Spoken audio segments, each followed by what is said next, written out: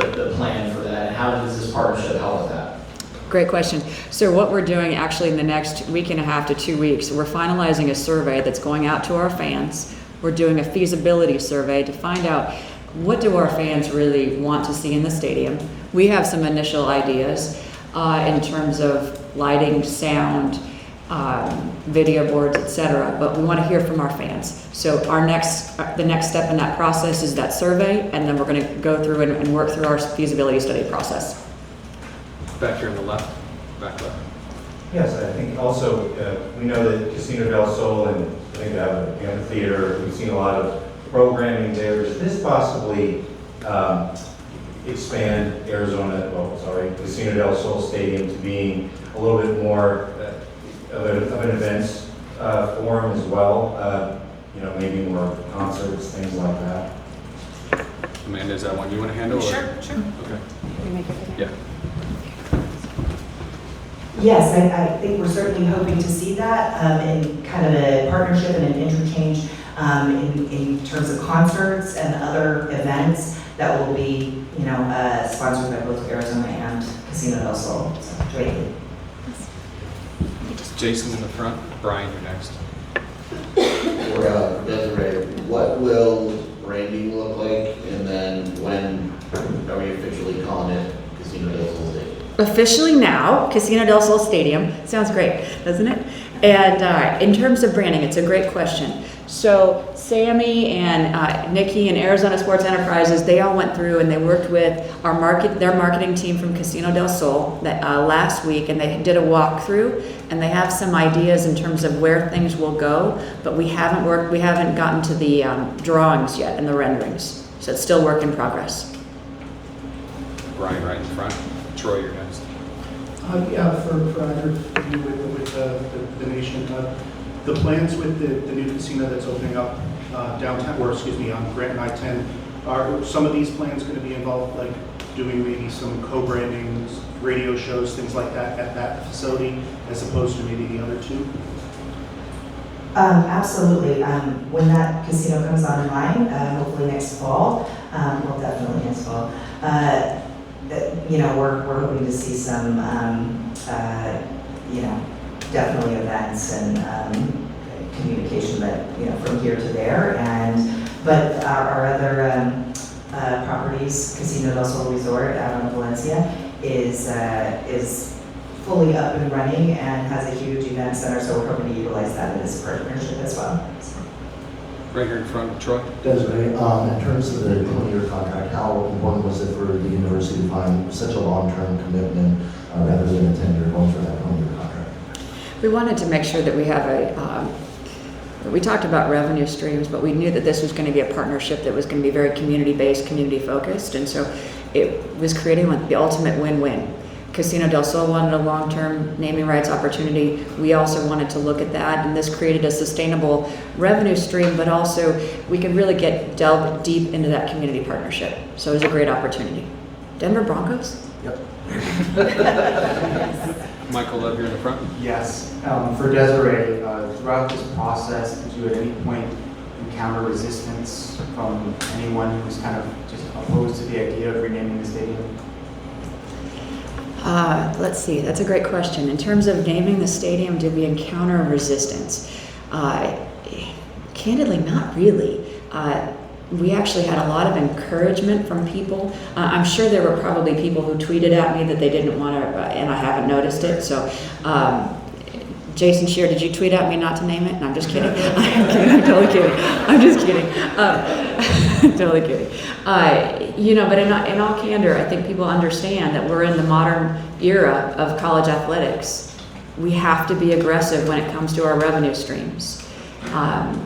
We have to give our coaches and our student athletes every opportunity to compete at the highest levels. And this, from I think virtually day one since we got here, we've been talking about naming rights is an untapped opportunity. We've got to bring this to fruition. And so that's why we're really proud today that it all came and that we found a great partner that's going to care not just about the financial impact, but about the community impact.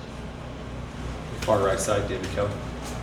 This question is for Amanda. Amanda, you guys have been a long time sponsor of the University of Arizona Athletics program. At what point did you guys decide it's time for us to up the ante, and who approached who first, to try to create this partnership? I think it was pretty mutual, to be honest, but I think University of Arizona reached out to us and had some early conversations, and it came together really well. And of course, from the casino side, we went to tribal council, and they were very excited about the plan as well. So that's ultimately how it all came together, and everybody really was so positive in trying to work to an agreement. So it was really helpful. Back right, Jason Barr.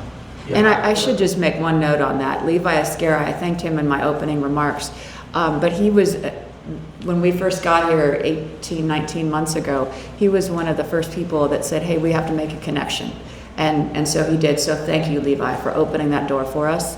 And then it just became a series of a lot of conversations, and building trust with one another, I think is fair to say as well. So Levi made that first introduction with our Arizona Sports Enterprises and our marketing department, and it kind of just got that ball rolling.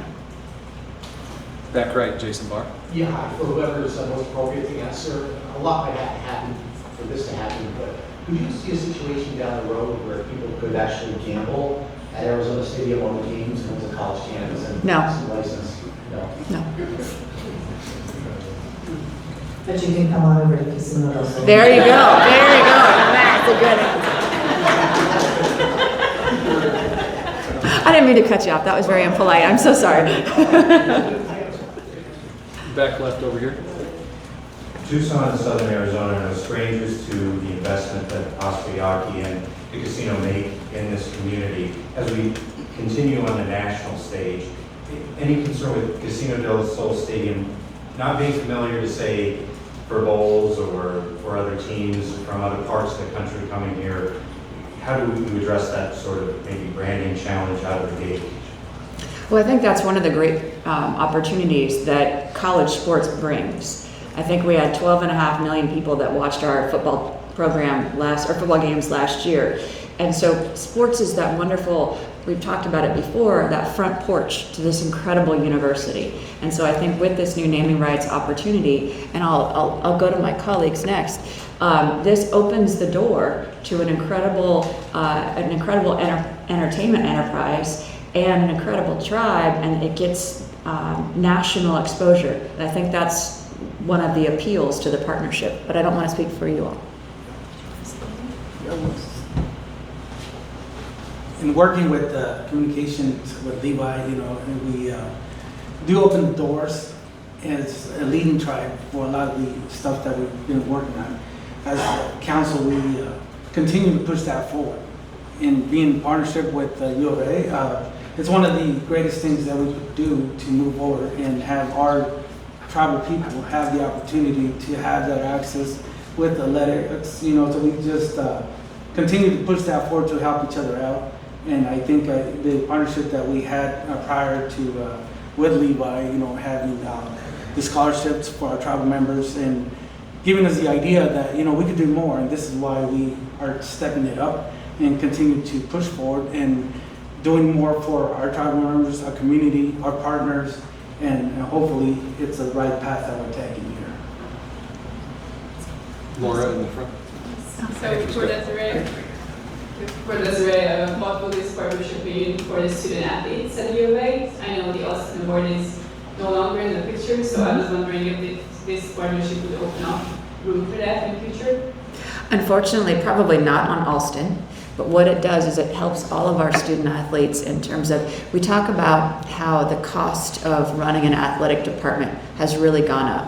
When you look at everything from equipment, if you look at the top 15 athletic departments across the country, and you look over the last 5 years, the 33% equipment has, Will Wheeler just gave me the number, I didn't know that off the top of my head, but he was just fingering it, he was telling me. But like equipment has gone up 33%. Travel, what's it gone up, Will? 43% travel has gone up. All right, give me another stat up there. Student athlete deals, 94%. Student athlete meals, 94%. So like, that's for the last 5 years. So just the cost of running an athletic department has really gone up. And so this partnership, and it's one of like several levers that we have to pull when it comes to providing resources for our student athletes. Like we talked about the Ken Coit gift, and that was really transformational for us. We've had other corporate partnerships, like the Banner corporate partnership, the Nike deal. Like all of those are levers that we have to pull and be really aggressive so that we can provide for the whole. Thank you. Brian, right in the front. Yes, Desiree, now that football has been taken care of, I'm assuming the focus is now on looking at what McHale is and what the timeline is for that? Were you saying no, we're not looking at McHale? I said that was going to be my question. Oh, okay. You know what, we're going to, now, McHale will always be in the name, okay? I want to be really clear. But we are looking at every naming opportunity possible. We have the Varsity Village and we have Gates, and like I said, we've got to be really aggressive, and yes, we're exploring other opportunities. Jason? I know you had mentioned in the past possible field naming rights as well. Is that an option still, even though the stadium has been named? The Pasquayaki will have representation on the field. The Casino del Sol. All right. Jersey patches are also, when the NCAA passes, if the NCAA passes in January, the opportunity for jersey patches, that's something we're also exploring. Final question, Ilion in the back. Thank you. If at all, of course, you mentioned the resources for players and coaches. How does this impact NIL in general and that will help? This isn't necessarily about NIL. This is more about overall operational support. So this isn't really an NIL deal. This is more about operational, so student athlete support for all of our sports.